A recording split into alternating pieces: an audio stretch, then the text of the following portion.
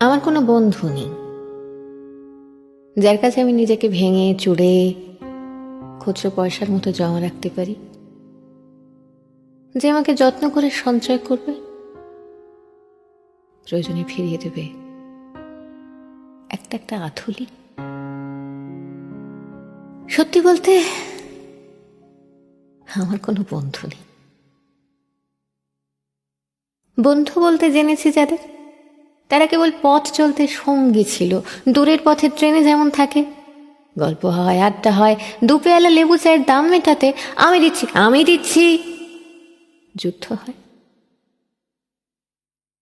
সিগারেটের বাড়িয়ে দেওয়া টুকরো ফুঁকে, এই যে এ নিন ফোন নাম্বার, এদিকটাতে আবার এলে ফোন করবেন,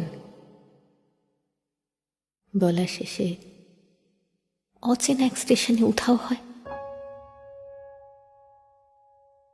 এই যে আমি পথ হাঁটছি, রোজ ঘাঁটছি বুকের ভেতর কষ্ট ক্লেদ।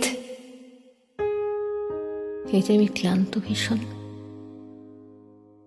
বুকের ভেতর চমছে কেবল দুঃখের মেদ।